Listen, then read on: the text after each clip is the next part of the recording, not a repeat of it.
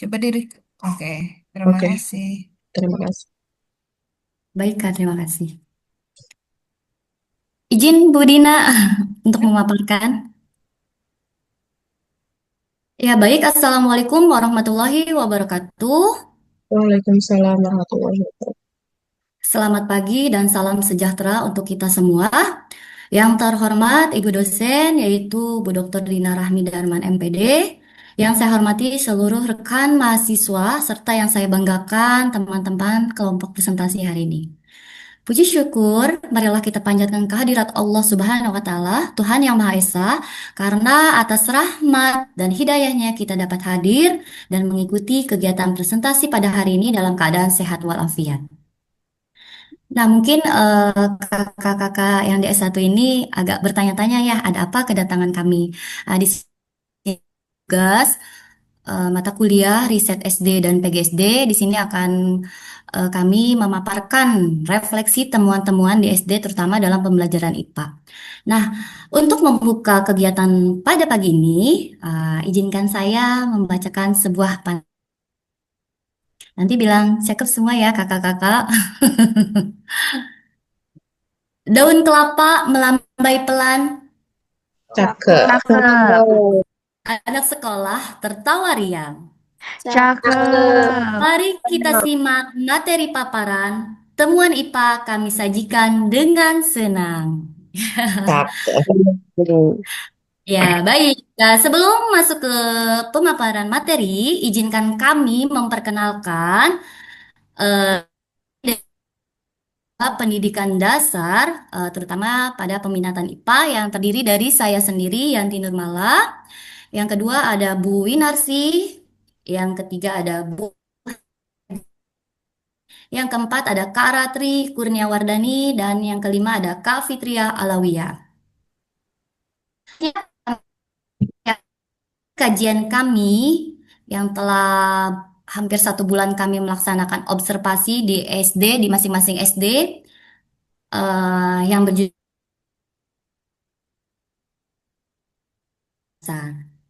Nah, adapun garis besar materi yang disampaikan hasil studi pustaka dan penelitian, ada tantangan pembelajaran IPA di SD, serta ada rekomendasi, inovasi, dan solusi.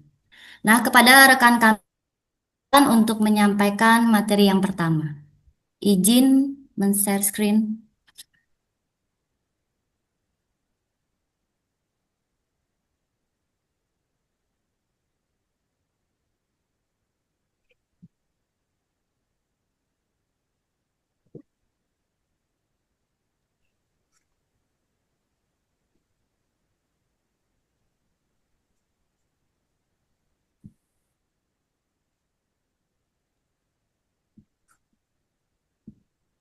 Apakah sudah terlihat, teman-teman?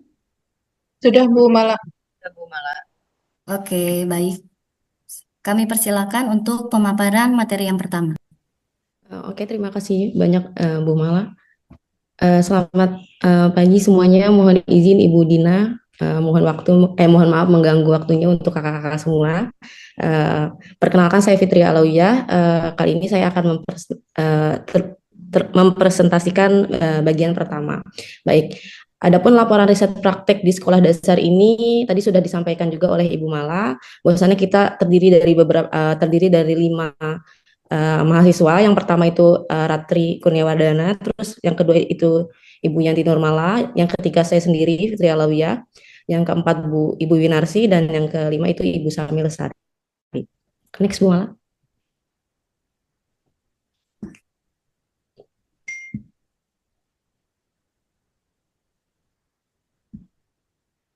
Halo Bu Mala. Oke. Sudah terbaca, Bu? Oke. Adapun latar belakang riset ini yang pertama yaitu sekolah dasar merupakan fondasi utama. Nah, peserta didik mulai dikenalkan konsep dasar ilmu pengetahuan, sikap dan juga keterampilan di sekolah dasar. Yang kedua yaitu tantangan mengajar di sekolah dasar. Jadi yang pertama yaitu kurangnya inovatif, metode tidak sesuai, keterbatasan pemanfaatan teknologi. Jadi latar belakangnya kita melakukan riset ini yang hasil temuannya juga tidak seperti adanya kurang inovatif, terus metode yang tidak sesuai, keterbatasan pemanfaatan dan juga pemanfaatan teknologinya. Nah, di sini kita berusaha memberikan solusi juga dari hasil temuan-temuan yang sudah kita lakukan. Yang ketiga yaitu keberagaman peserta didik. Nah, dari segi gaya belajar maupun latar belakang keluarga. Jadi, sebagaimana kita ketahui, kita semua berasal dari keluarga yang beda dan juga memiliki gaya belajar yang berbeda ya, kakak-kakak. Jadi seperti itu. Adapun tujuannya, yang pertama yaitu mengidentifikasi dan menganalisis temuan-temuan terkait pelaksanaan pembelajaran IPA di sekolah dasar yang mencakup efektivitas perangkat pembelajaran, kesesuaian metode, model, dan media yang digunakan, serta kendala yang dihadapi guru dan peserta didik di sekolah selama proses pembelajaran. Yang kedua yaitu merumuskan solusi atau rekomendasi yang tepat untuk mengatasi kendala dan meningkatkan kualitas pembelajaran IPA berdasarkan hasil temuan dari kondisi nyata di lapangan gitu. Jadi dari hasil-hasil yang sudah kita temui, kami mencoba merumuskan solusi-solusi gitu. Jadi bukan hanya memaparkan hasil temuannya saja gitu, tapi kami berusaha memberikan solusi juga gitu. Nah, yang selanjutnya, adapun ruang lingkup sekolah pertama. Jadi sebagaimana kita ketahui, perlu kita ketahui kakak-kakak, bahwasannya kita di sini melakukan riset di beberapa sekolah ya, di beberapa sekolah berbeda di daerah yang berbeda juga. Adapun sekolah yang pertama yaitu di sekolah SD Negeri Pantai Harapan Jaya 03, Kecamatan Muara Gembong, Kabupaten Bekasi. Oke. Selanjutnya Bu Sami, silakan diteruskan Bu Sami. Ya, terima kasih. Yang kedua yaitu melakukan ruang lingkup sekolah. Yang kedua yaitu observasi yang dilakukan oleh Bu Ratna, yang mana sekolah yang menjadi observasi itu sekolah SD Al-Azhar Syifa Budi Tangerang Bestari, Kabupaten Tangerang ya, pada kelas 5 SD. Yang ketiga, ruang lingkup sekolah yang menjadi observasi, kebetulan ini saya sendiri di SD Jaya Mulia 01, Kecamatan Serang Baru, Kabupaten Bekasi. Yang mana sekolah di SD Jaya Mulia 01 itu sangat beragam gaya belajarnya maupun status sosial latar belakang siswanya. Ruang lingkup sekolah yang keempat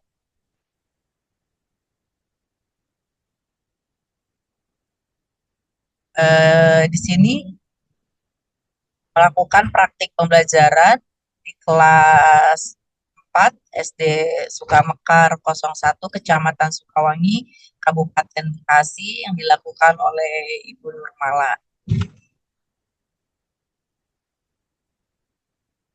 Nah, yang kelima, karena kita ada 4 anggota kelompok, sehingga kita melakukan observasi pada 5 sekolah. Nah, yang terakhir ini ruang lingkup observasi meliputi analisis perangkat pembelajaran dan praktik pembelajaran di kelas 2A SD Negeri Petamburan 07 Jakarta Pusat, yang dilakukan oleh Kak Fitria.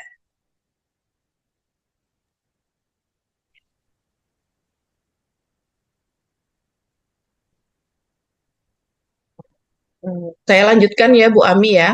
Suara saya terdengar jelas? Jelas Bu Win. Oke. Selanjutnya kami akan memaparkan hasil riset praktik yang kami temui selama kami melakukan observasi pembelajaran IPA di sekolah dasar, yaitu dari perangkat pembelajaran guru. Yang pertama ditemukan di lapangan, ini kami rangkum dari hasil observasi kami di 5 SD yang tadi ya. Yang pertama yaitu ada strategi pembelajaran yang tercantum dalam RPP atau modul ajar, karena sebagian masih ada yang menggunakan K13. jadi masih disebut dengan RPP, ada juga yang menggunakan Kummer, disebut dengan modul ajar. RPP atau modul ajar ini masih banyak yang bersifat konvensional dan berpusat pada guru atau teacher center learning. Nah, rencana kegiatan ini belum mencerminkan pendekatan berbasis proyek, eksperimen, maupun inquiry yang dianjurkan dalam kurikulum Merdeka. Temuan kedua, adanya aktivitas peserta didik pada langkah pembelajaran. Belum sepenuhnya melibatkan proses berpikir tingkat tinggi atau HOTS, high order thinking skill, karena lebih menekankan pada pemberian materi dan hafalan berupa konsep, bukan eksplorasi dan pemecahan masalah yang bersifat kontekstual. Temuan ketiga, pengintegrasian profil pelajar Pancasila belum terlihat secara eksplisit, padahal hal ini menjadi salah satu ciri pembelajaran dalam kurikulum Merdeka. Dan yang terakhir, pada perangkat pembelajaran guru, ditemukan adanya rencana penggunaan media digital atau teknologi. Masih kurang ya guru yang merencanakan penggunaan media digital atau teknologi edukatif yang dapat membantu pembelajaran konsep abstrak seperti misalkan perubahan wujud zat maupun masa pubertas yang seperti itu ya. Lanjut Bu Mala.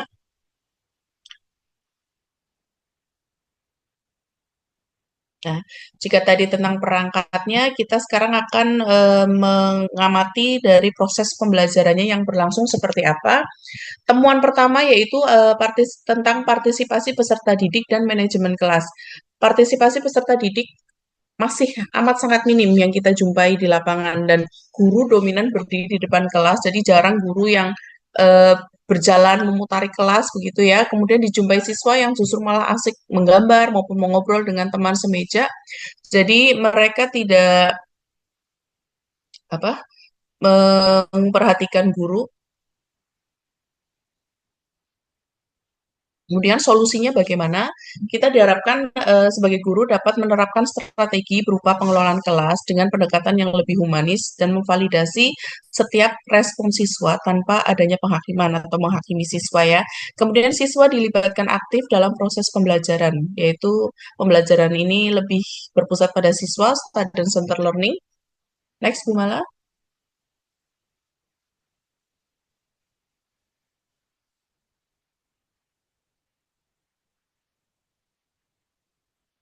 Ya.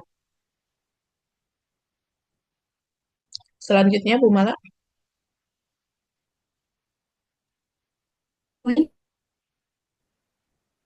slide 11 ya. Sudah terlihat? Ya, sudah. Temuan kedua yaitu implementasi model pembelajaran IPA. Guru masih saja menerapkan pembelajaran yang berpusat pada guru, kemudian guru kebanyakan melakukan apersepsi seadanya, jadi tidak terlalu menggali prior knowledge siswa secara mendalam, dan pembelajaran seperti ini tentunya tidak dapat menstimulasi keterampilan berpikir kritis, kolaborasi, maupun komunikasi efektif. Solusinya bagaimana? Kita sebagai guru atau pendidik hendaknya bisa mentransisi atau mengubah ke model pembelajaran aktif seperti misalnya cooperative learning dan program based learning maupun nanti ada project based learning. Pembelajaran yang seperti itu sangat direkomendasikan untuk meningkatkan partisipasi, pemahaman, dan sikap positif siswa terhadap perubahan diri mereka.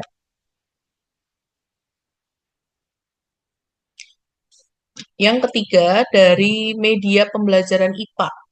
Guru banyak yang sudah sebenarnya menggunakan teknologi berupa video edukasi maupun buku pelajaran, tetapi sepanjang kegiatan pembelajaran, siswa pasif hanya menyimak video. Jadi siswa biasanya hanya dibiarkan menyimak video tanpa adanya dampingan ataupun penjelasan dari guru ya.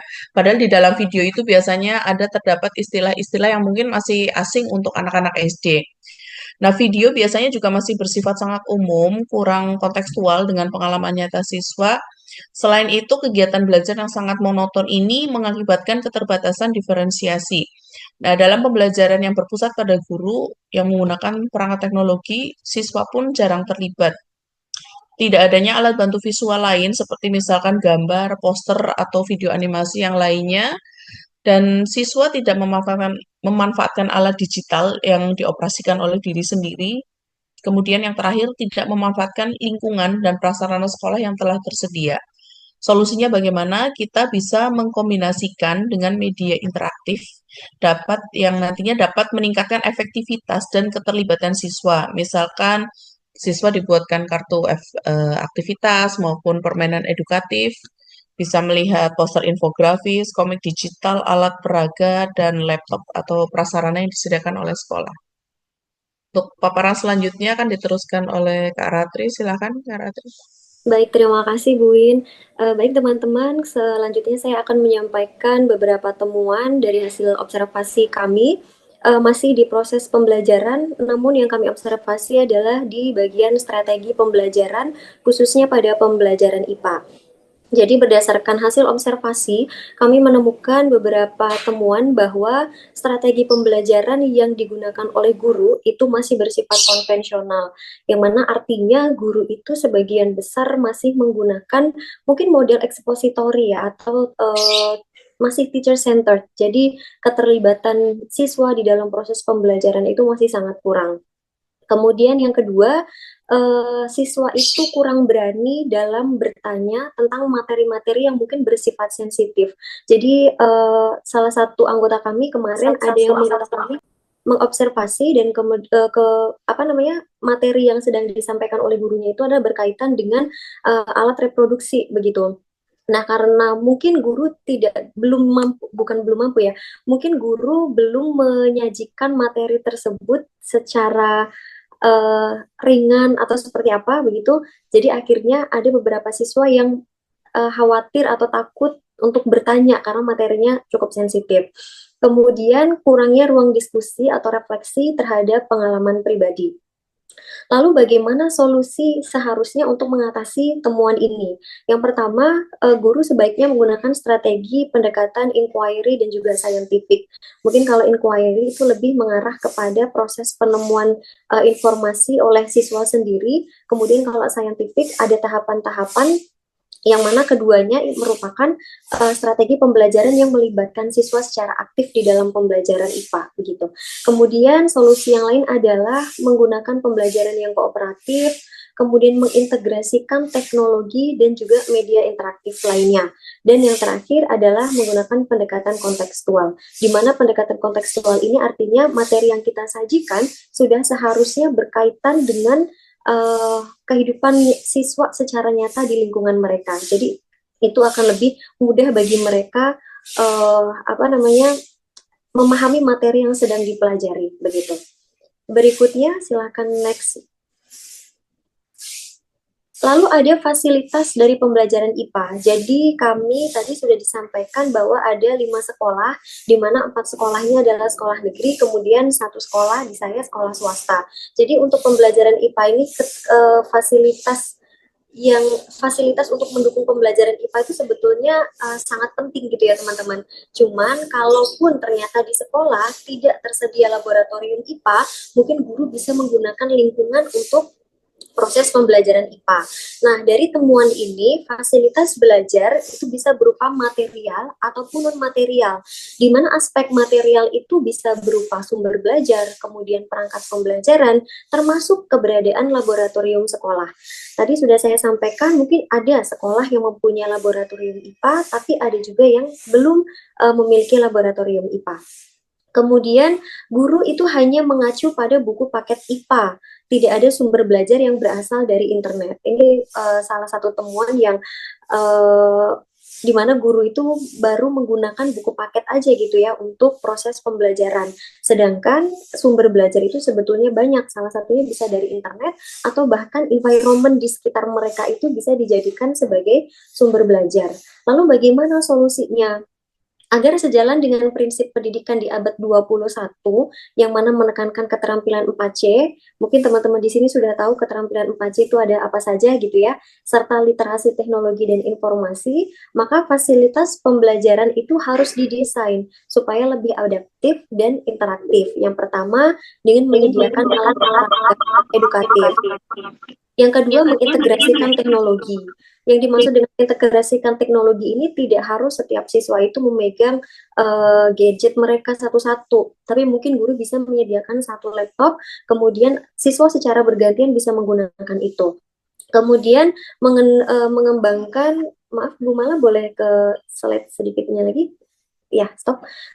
Pengembangan ruang belajar, kemudian menyediakan sumber belajar yang konseptual. Berikutnya ada penemuan lain terkait tentang evaluasi dari pembelajaran IPA yang belum komprehensif, di mana teknik evaluasi yang digunakan oleh guru itu masih bersifat lisan, tidak terstruktur, belum disertai instrumen penilaian yang sistematis. Bahkan ada satu temuan observasi di mana ketika pembelajaran sudah selesai, siswa itu hanya diminta untuk mengerjakan soal yang ada di buku paket. Sedangkan setelah selesai sudah tidak ada feedback ataupun tidak ada timbal balik dari guru kepada siswa. Begitu. Jadi cuma suruh ngerjain aja. Setelahnya ya udah selesai begitu. Kemudian guru belum menerapkan penilaian yang otentik yang mencakup aspek kognitif, kemudian proses dan sikap ilmiah secara menyeluruh. Solusinya apa? Yang pertama tentu penilaian itu harus diperluas dengan penilaian otentik, bisa berupa portofolio. Kemudian guru juga sudah seharusnya menyediakan penilaian rubrik atau rubrik penilaian supaya pemberian nilai kepada siswa itu rata atau sama ya antara satu siswa dengan siswa yang lain sesuai dengan kemampuannya. Kemudian melakukan kegiatan praktikum sehingga ada gambaran yang nyata dari perkembangan peserta didik sesuai dengan kriteria yang sudah ditentukan. Nah, kesimpulan dari beberapa temuan observasi yang kami lakukan di sekolah, yang pertama adalah observasi ini menunjukkan bahwa pembelajaran IPA di SD itu beberapa sudah dilaksanakan secara cukup baik. Materinya sudah relevan, kemudian media pendukungnya meskipun masih sangat sederhana. Kemudian perangkat pembelajaran dan pendekatan yang digunakan guru itu masih perlu untuk ditingkatkan kembali, terutama mengadopsi model pembelajaran inovatif yang memang sangat baik untuk pembelajaran IPA. Misalnya ada PBL, kemudian PJBL, kemudian ada STEM, dan lain sebagainya. Kemudian guru perlu diberikan pelatihan tambahan dalam merancang dan menerapkan pembelajaran yang lebih partisipasif, inovatif, dan kontekstual. Kemudian guru juga perlu menggunakan media dan sumber belajar yang variatif, memanfaatkan LKPD, kemudian lingkungan sekitar mereka, ataupun bahan ajar digital. Kemudian berikan ruang kepada siswa untuk aktif menyampaikan pendapat, karena ini menjadi salah satu masalah besar di pendidikan kita, di mana ketika guru menjelaskan, kemudian ditanya ada pertanyaan tidak, tapi ternyata ketika diberikan soal, mereka tidak bisa menjawab. Ataupun sebetulnya banyak hal yang ingin mereka sampaikan, tapi karena tidak berani, akhirnya mereka tidak mau berpendapat. Gitu. Kemudian yang terakhir, penilaiannya juga diperluas dengan menggunakan penilaian yang autentik.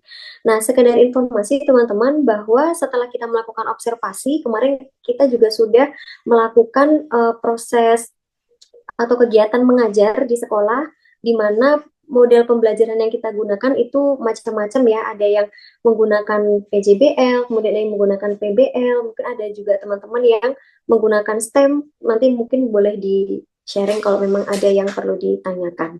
Mungkin cukup sekian presentasi dari kami. Ini sekedar penutup ya, buat penutup bahwa behind every child who believes in themselves is a teacher who believed in them first. Terima kasih, cukup sekian dari kami. Wassalamualaikum warahmatullahi wabarakatuh. Waalaikumsalam warahmatullahi wabarakatuh. Waalaikumsalam warahmatullahi Terima wabarakatuh. kasih. Makasih Baik, kakak-kakak. ya. Ya, silakan. Ya, terima kasih kepada pemateri atas pemaparan yang informatif. Nah, selanjutnya kita masuk ke sesi tanya jawab dan diskusi. Bagi teman-teman yang ingin bertanya atau memberi tanggapan, silakan untuk mengangkat tangan atau menuliskan di kolom chat. Terima kasih.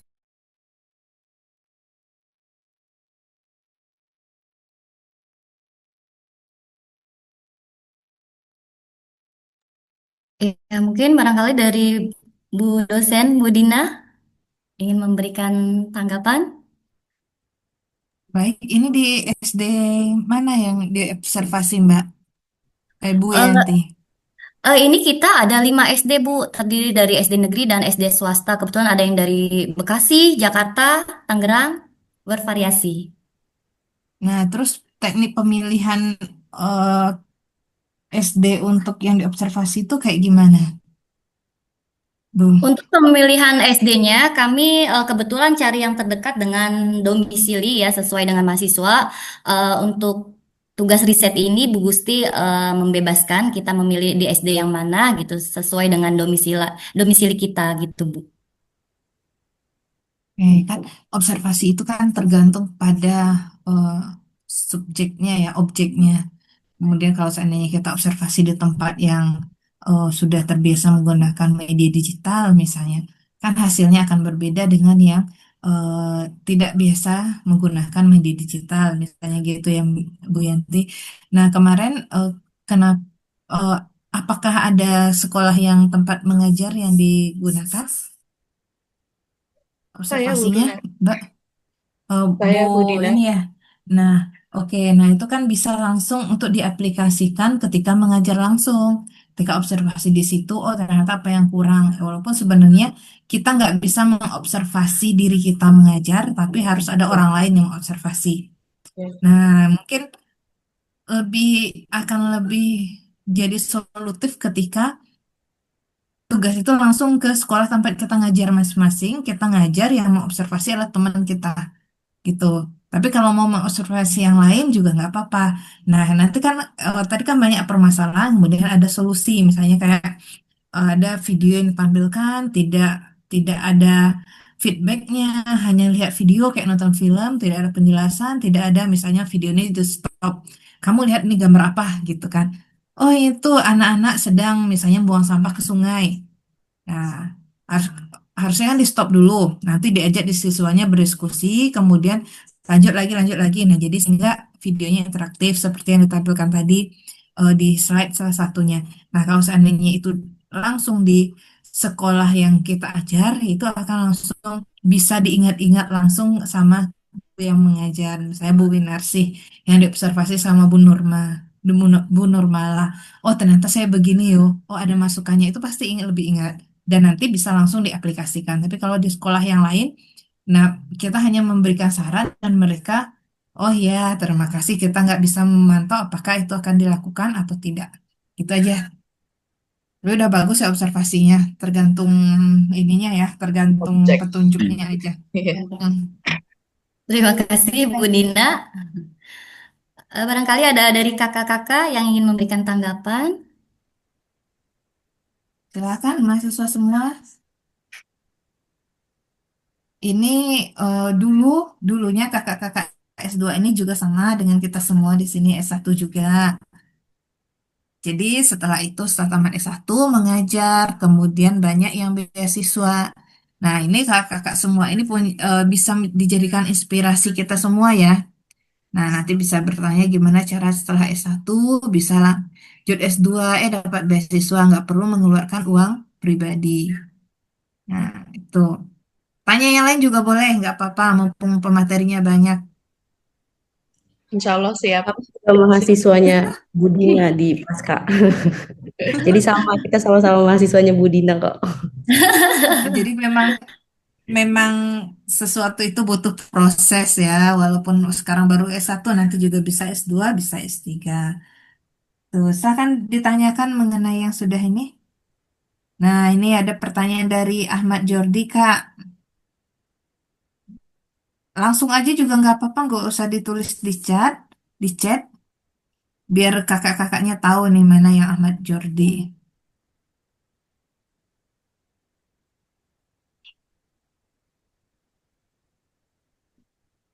Ini langsung bertanya ke yang mengalami sehari-hari soalnya. Kalau kita kan paling teori-teori, tapi yang mengalami kan ibu-ibu yang langsung di SD.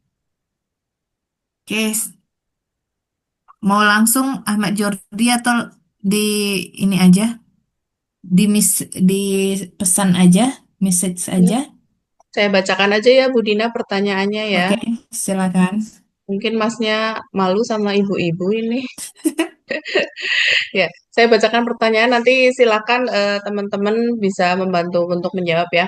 Ini pertanyaan dari Ahmad Jordi Kanahaya Dharma. Pertanyaannya yaitu tidak semua anak memahami atau bahkan menyukai pembelajaran IPA karena mungkin melihatnya ilmu pengetahuan alam susah gitu ya. Dan bagaimana pendekatan kita sebagai guru supaya anak itu nantinya menjadi tertarik dan mau mempelajari materi IPA. Nah, PR nih buat kita kalau ketemu anak-anak yang seperti itu bagaimana? Silakan mungkin ada yang mau menjawab. Bu Mala, Mbak Ratri, Mbak Fitri, Bu Ami izin lagi ketemu Bu Linda, ini Bu Dina jadi off cam. Tidak apa-apa Bu Narsi. Ya, silakan siapa yang mau menjawab berdasarkan pengalaman aja di lapangan mungkin Bu Mala, Mbak Ratri, Bu Fitri, Mbak Fitri. Oke, Buin, sedikit mungkin ya nanti bisa teman-teman tambahkan Ya, oke kebetulan. oke. Kebetulan memang saya sendiri sebenarnya belum mengajar ya, tapi sepengalaman saya, maksudnya saya memposisikan sebagai saya siswa gitu. Memang saya dulu ketika apa namanya sekolah memang merasa tidak terlalu tertarik dengan pembelajaran IPA, karena kenapa? Karena memang benar kata Bu Winarsi, IPA ini masuk kategorinya sepertinya susah gitu. Tapi ternyata setelah saya kuliah, terus saya memperdalam gitu, kenapa ternyata saya punya perasaan seperti itu sih gitu, sampai saya harus punya pikiran kayak gitu. Ternyata adalah mungkin metode yang digunakan oleh guru itu tidak cocok dengan saya gitu. Karena apa? Karena memang ketika saya belajar, saya memang guru lebih cenderung memang teacher center ya. Jadi hanya terfokus kepada si guru aja. Jadi sistemnya hanya ceramah gitu. Jadi siswa tidak dilibatkan secara langsung gitu. Jadi kita hanya mendengarkan, mendengarkan, mendengarkan. Jadi pada akhirnya kita merasa bosan dan tidak tertarik dengan materi tersebut. Nah, tadi juga kan sudah disampaikan ketika hasil observasi kita ya, itu juga menjadi permasalahan di sekolah-sekolah yang kita apa namanya observasi gitu. Bosannya kurang terlibatnya siswa dalam pembelajaran itu menjadi salah satu permasalahan gitu. Gimana caranya kita nih sebagai guru bisa mengajak si siswa gitu, mungkin terlibat langsung. Apalagi ini pembelajarannya IPA ya. Menurut saya ternyata IPA tuh menarik loh sebenarnya gitu kan, banyak mata pelajaran banyak pembahasan-pembahasan IPA yang menarik yang bisa melibatkan si siswa-siswa itu sendiri gitu. Menurut saya sih eh, libatkan si siswa kayak misalkan praktek-praktek seperti itu bisa bisa loh sangat membantu si siswa untuk lebih tertarik dan mungkin lebih gimana ya, lebih akhirnya penasaran penasaran kayak gitu, itu mereka akan lebih tertarik seperti itu sih gitu, dibanding dengan siswa yang hanya misalkan dilihatkan misalkan medianya sudah oke nih, ada video pembelajaran kayak gitu, tapi siswa tidak diberikan kesempatan untuk terlibat aktif gitu, pasti itu sama aja jatuhnya dengan ketika guru hanya menjelaskan atau hanya memaparkan materi aja gitu. Gimana caranya kita bikin tertarik? Salah satunya ya menurut saya gitu ya, libatkan langsung si siswa dalam pembelajaran seperti itu. Mungkin ada tambahan lagi dari yang lain, silakan. Ya, izin Baik, menambahkan ya. oh Oh, yaudah Mbak Ratri dulu nggak apa-apa Mbak Ratri. ya Silakan. baik, terima kasih Bu Win. Tadi saya sangat setuju sekali ya dengan apa yang disampaikan Kak Fitri gitu ya, bahwa beberapa anak itu masih menganggap bahwa mata pelajaran IPA itu salah satu mata pelajaran yang cukup sulit, mungkin setelah matematika gitu ya. Ya mungkin karena salah satu alasannya karena konsep yang dipelajari di dalam IPA itu kadang-kadang bersifat abstrak. Kayak misalnya kita belajar tentang organ dalam, kan kita tidak tahu ya seperti apa sih organ dalam itu, sedangkan materi disajikan secara textbook saja gitu. Nah, tadi saya setuju dengan yang disampaikan Kak Fitria berkaitan dengan curiosity atau keingintahuan siswa. Jadi bagaimana supaya siswa itu mencintai atau menyukai pembelajaran IPA, ya kita sebagai guru harus bisa mengencourage siswa itu supaya memiliki rasa keingintahuan yang tinggi. Jadi bukan hanya kita memberikan konsep secara langsung gitu, sedangkan mereka diam mendengarkan, tetapi bagaimana kita sebagai guru uh, ya tadi ya mengencourage dia supaya oh gini ya, oh ini gimana ya, oh ini gimana begitu. Jadi dengan mereka ingin tahu, akhirnya mereka berusaha atau termotivasi untuk terus mempelajarinya. Nah, selain itu, tadi solusi mungkin yang bisa digunakan untuk mengatasi permasalahan ini adalah ya tadi guru harus menggunakan beberapa strategi ataupun model pembelajaran yang lebih inovatif begitu ya. Tadi contohnya ada problem based learning, jadi siswa itu diminta untuk memecahkan permasalahan, kemudian ada mungkin project based learning ataupun model pembelajaran yang lain begitu. Mungkin kalau dari saya itu Bu Win, terima kasih. Nih tambahan Nah, lagi dari saya ya, izin ya Bu Malah menambahkan ya mungkin silakan. sedikit. Sepengalaman saya nih mengajar IPA selama jadi guru SD kurang lebih sudah lama dari 2010 ya. IPA itu memang ilmu pengetahuan angel, mungkin anak-anak seperti itu ya, atau susah gitu ya. Mereka udah jadi momok tersendiri. Nah, PR kita sebagai guru itu PR-nya adalah menciptakan pembelajaran IPA itu yang fun, menyenangkan, dan tidak horor lagi. Dan paling utama adalah kaitkan dengan hal-hal yang bersifat kontekstual, ada dalam kehidupan sehari-hari. Nih contohnya misalkan saya itu punya pengalaman ngajar dulu pernah di SDIT dan sekarang saya ngajar di SD negeri. Itu pastinya support sistemnya sangat beda ya. Sekarang kalau di SD swasta mungkin kita masih bisa pakai laptop, anak-anaknya mungkin masing-masing bisa bawa HP, boleh seperti itu. Kita bisa menggali informasi dari internet sebanyak mungkin. Tapi kalau sekarang kita dihadapkan mengajar di daerah pinggiran yang minim support system, itu kita sebagai guru, kita benar-benar harus dituntut kreatif. Dan kita harus bisa memberdayakan apa yang ada di sekitar kita, dimaksimalkan sebagai sumber belajar. Jadi kayak gini, di kelas saya itu pernah saya ngajar kelas 4, materinya itu tentang perkembangbiakan pada tumbuhan. Nah, anak-anak mungkin mikir ya, ngapain sih Bu kita belajar bunga, terus belajar tentang daun, belajar tentang biji, itu buat apa sih gitu. Tapi saya balikan ke murid-murid, memang kalian nggak penasaran nih, tumbuhan kok bisa berbuah, buah mangga di depan sekolah itu yang tadinya hanya bunga-bunga kecil seperti itu kok bisa membentuk menjadi buah mangga yang bulat, kemudian tumbuh besar, rasanya manis. Kalian nggak penasaran dengan semua itu? Akhirnya ketika saya berbalik bertanya seperti itu, siswa mulai apa ya, mulai bertanya-tanya, oh iya juga ya, padahal bunga kan kecil seperti itu ya, apa sih yang bisa membuat itu berkembang biak kemudian jadi besar? Nah, saya mulai nih, pertama saya emang agak rempong ya, harus bawa eh, LCD ke kelas, kita bawa laptop, paling nggak kita malamnya udah nyiapin materi apa yang besok mau disampaikan, karena kita pengen pembelajaran kita itu nggak sia-sia, pengennya itu melekat di ingatan murid. Nah, saya pertama dulu tuh tampilin dulu nih gambar, oh bunga susunannya ada seperti ini, seperti ini. Itu masih oke untuk anak yang punya tipe belajar kan ada tiga ya teman-teman, ada audio, visual, sama kinestetik. Untuk anak-anak yang tipe belajarnya auditori sama visual, itu oke banget, mereka kelihatan exciting banget. Dan karena apa ya? Karena mereka baru pernah lihat. Karena selama ini mereka pegang HP, boro-boro nyari info yang seperti itu. Mungkin yang mereka tonton video-video yang game-game atau apa ya. Tapi ketika dilihat seperti itu, ternyata mereka, oh ternyata di YouTube tuh ada ya konten-konten seperti itu. Nah, berarti kita sudah berhasil nih mengubah apa ya? HP yang tiap hari mungkin mereka pegang itu jadi sesuatu yang bermanfaat. Dan kemudian itu anak yang tipe audiovisual tertarik. Nah, PR kita adalah gimana caranya biar anak kinestetik juga merasa terlibat. Kalau anak kinestetik hanya disajikan materi berupa video atau LKPD, itu mereka bosan. Pasti mereka rentang konsentrasinya itu hanya 5 menit, mungkin maksimal nggak ada 10 menit. Mungkin nanti teman-teman di sini kalau udah praktek di kelas langsung pasti akan menemukan tantangan yang seperti itu. Nah, tantangannya untuk anak kinestetik gimana? Itu saya bawa ke taman ya halaman sekolah atau kalau enggak ke sawah masih banyak di sekitar saya itu kita praktek ke lapangan. Kamu boleh sembarang ambil bunga. Nanti bunganya kita bawa ke kelas, kita amati satu-satu. Oh, ini bunga sempurna, ini bunga tidak sempurna. Ini yang namanya putik loh, ini yang namanya benang sari loh. Percayalah, kita juga jadi belajar lagi karena kadang ada spesies yang kita juga baru pernah lihat. Ya kita nggak usah apa ya, nggak usah malu. Kadang HP-nya HP itu saya cari info di Google Lens ya. Ini namanya bunga apa sih, bunga apa gitu. Jadi kita belajar bareng sebenarnya dengan anak-anak.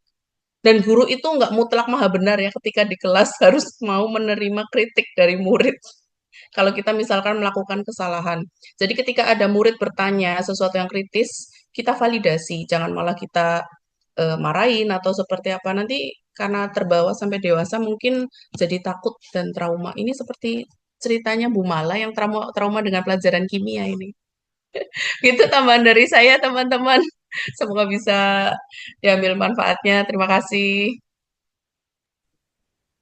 Bu Dan Mala, ya, izin. silakan Bu Haji, Boleh silakan. saya nambahin? Boleh Mangga, tambah mangga. terus. Maaf Silakan. ya, suaranya kembar ini, banyak suara yang lain. Saya menambahkan sedikit yang mana tadi sudah dipaparkan oleh eh, Kak Fitri, Bu Winarsi, sama Kak Ratri. Betul, gimana ya caranya biar anak itu paham. Nah, selain kita menguasai materi, kita juga harus mengetahui apa sih kompetensi guru, apa sih yang diharapkan anak-anak itu dalam pembelajaran IPA. Nah, sesuai dengan Undang-Undang Nomor 14 Tahun 2005 tentang guru dan dosen, pastinya ya teman-teman, kita itu di sini sebagai guru memiliki kompetensi apa aja. Misalkan yang pertama itu kompetensi pedagogi. Kita itu harus memahami karakter anak dulu. Anak sukanya apa, gaya belajarnya apa, gitu. Satu. Lalu kita merancang pembelajaran. Jadi kita harus buat pembelajaran biar tujuan pembelajarannya sama proses pembelajarannya itu sinkron dengan materi. Jadi nggak kemana aja nih kita dalam pembelajaran. Terus kita memanfaatkan teknologi. Yang namanya teknologi, kita tidak berfokus sama handphone, wifi, laptop, tidak mesti. Jadi apa yang ada di lingkungan itu bisa kita manfaatkan sebagai teknologi dalam pembelajaran. Lalu pastinya harus ada evaluasi sebagai tolak ukur kita sebagai guru, mengevaluasi anak berhasil atau tidak nih pembelajaran. Nah dari situ kita kan bisa tuh melakukan perbaikan-perbaikan dalam pembelajaran, bagaimana caranya agar anak itu paham dengan materi dan dia senang. Kalau sudah senang pasti hasilnya itu akan bagus dan maksimal. Lalu yang kedua ada kompetensi kepribadian juga. Nah kita sebagai guru juga harus bisa berbuat, melakukan sesuatu sesuai dengan profesi kita agar siswa dapat meniru. Kalau gurunya aja ragu dalam pembelajaran, pastinya anak itu udah nggak senang dia dalam belajar. Yang mengakibatkan dia sudah tidak mood dengan pembelajaran IPA bukan karena pelajarannya yang susah, tapi karena gurunya yang tidak menyenangkan. Lalu yang ketiga ada kompetensi sosial, yang mana kita tidak bisa membedakan, kita harus bisa membedakan antara siswa yang satu dengan siswa yang lain dengan latar belakang sosial atau eh, pola pembelajaran di rumahnya. Nah, yang terakhir itu yang keempat yang harus memang kita sebagai guru miliki, yaitu kompetensi profesional yang mana minimal kita sudah S1 PGSD. Kalau misalkan saya di SD berarti saya melakukan S1 PGSD, atau mungkin untuk peminatan-peminatan yang lain ya berarti S1 sesuai dengan jenjangnya. Apa aja yang setelah S1? Berarti kita harus memiliki sertifikat sebagai pendidik. Jadi setelah kita memiliki sertifikat sebagai pendidik, otomatis keilmuan tentang pekerjaan kita akan bertambah. Lalu di situ kita juga jangan merasa puas dengan ilmu yang kita miliki. Kita bertanya sama teman sejawat, kita bertanya dengan senior, kita bertanya dengan wali murid, kita bertanya kepuasan dengan siswa, dan kita juga melakukan pelatihan-pelatihan atau seminar-seminar agar pengetahuan kita bertambah tentang penyampaian materi dalam menghadapi siswa di kelas, sehingga pembelajaran dengan tercapai, siswanya senang, orang tuanya bahagia, gurunya juga pasti tenang menghadapi pembelajaran di sekolah. Insya Allah semuanya bisa tercapai dengan kita memiliki dan mengetahui menjalankan kompetensi kita sebagai guru yang profesional. Ya, mungkin itu saja tambahan dari saya. Terima kasih, semangat.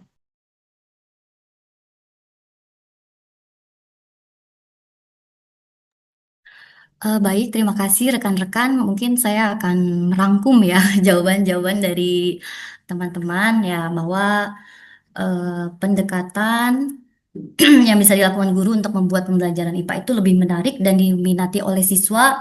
Yang pertama itu bisa menghubungkan materi dengan kehidupan sehari-hari. Benar tadi Kak Jordi jawabannya. Kita bisa menghubungkan dengan eh, olahraga yang mereka sukai dengan menghubungkan materi misalnya gaya dan gerak. Nah, lewat permainan atau olahraga yang mereka sukai. Yang kedua, kita bisa juga menggunakan metode pembelajaran aktif. Terus yang ketiga bisa kita menggunakan atau melibatkan multimedia atau teknologi. Nah, bisa kita menggunakan video animasi, simulasi online, dan aplikasi edukatif lainnya. Yang keempat itu kita bisa menerapkan diferensiasi pembelajaran. Tadi ya kita melihat tadi yang gaya belajar ada yang tiga ya, kinestetik, auditory, dan visual. Ya, yang kelima itu kita membangun rasa ingin tahu dan pertanyaan kritis. Dan yang keenam, ciptakan lingkungan belajar yang mendukung serta jadikan guru sebagai model. Terima kasih kakak-kakak baik dari S1 maupun S2.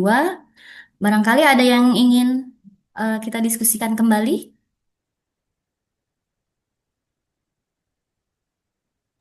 Sudah dulu mungkin ya Bu Mala, nanti Iya. takutnya jamnya kurang.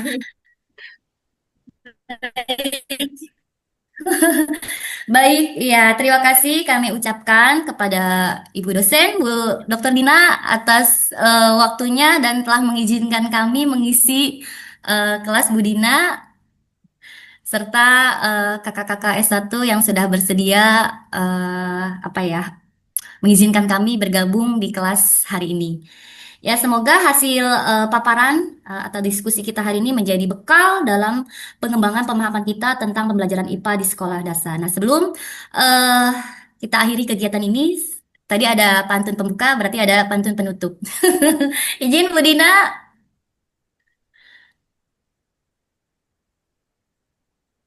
di sekolah dasar penuh cerita, Cakep. guru dan siswa saling menginspirasi. Cakep. Cakep. Semoga riset ini tak hanya tugas semata, tapi jadi bekal saat nanti mengabdi. Terima kasih. Saya ya Nurmala. Sampai berjumpa kembali. Billahi taufiq wal hidayah. Wassalamualaikum warahmatullahi wabarakatuh. Waalaikumsalam warahmatullahi wabarakatuh. Terima kasih kakak-kakak S2. Mau tetap join atau mau keluar dulu juga nggak apa-apa kakak-kakak kelas S2 ya. Ya, ada kegiatan lain.